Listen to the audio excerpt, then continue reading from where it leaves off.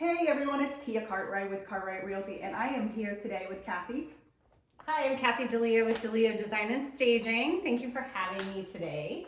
Thank you for coming, Cathy. And today we're going to talk about tips for designing your bedroom, and especially around your bed. Yes, so many people have problems with even making a bed. I have many homes I go into, they'll just have like a few pillows thrown on, like really 2 pillows and a comforter thrown on the bed, but there really is kind of an art to making that bedroom look finished. And I am definitely, if you look at the beds in my bed, they're pillows, I meant to say, in my bed, I have no idea what to do. So I'm glad you're telling us today. Maybe I can get my pillow act together. Yes, and I always aspire to like those magazines where they have these beautifully made up beds. My bed never looks like that, but we can take a few steps to kind of make it look a little like that. So the first thing, if you look at this bed behind me, is creating depth and layering. So layering goes a long way when you're talking about a bedroom. And right here, we just have like a very neutral comforter,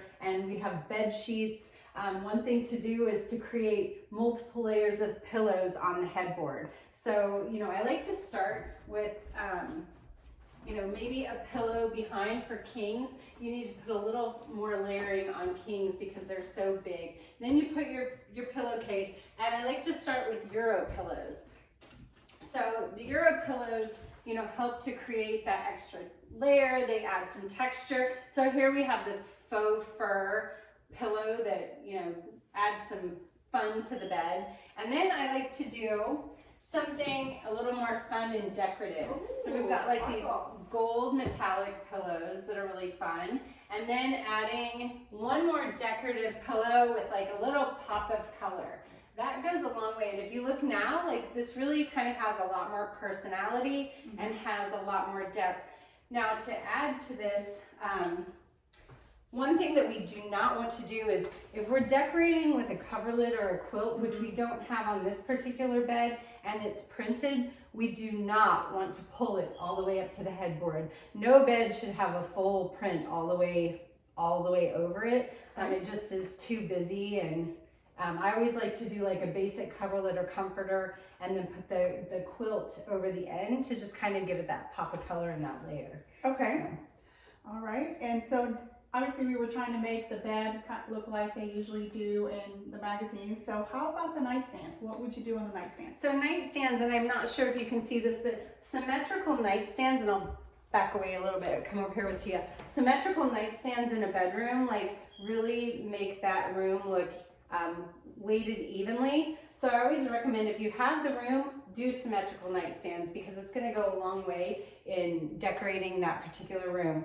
Also, I like to decorate the nightstands with purpose. So let me get this.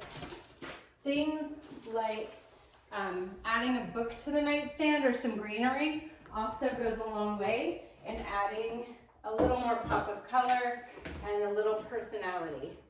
So now, as you can see, we've got something that is meaningful. People are in their beds, they're reading a book, so it makes sense. Right. There's nothing like having like a computer on a nightstand.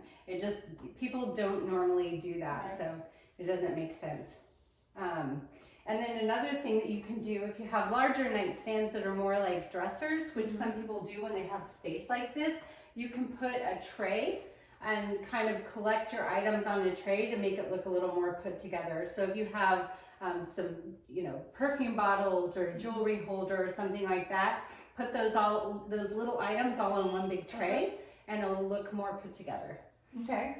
And so how about anything else you can do to make your bedroom a little bit cozier? Now, another thing that you can do is, especially in this room, and the way the camera is, you can't see how deep this room is, but there is enough room at the end of this bed to put a bench, and the benches really dress up the room a little. And again, it's purposeful. A lot of people will come in, they'll change their clothes. Right here we've got a closet next to the bed. It's a place for you to sit down, put your shoes on, put a throw on the bench for when you get cold. So benches are a great thing. Occasional chairs in a bedroom are also a great idea.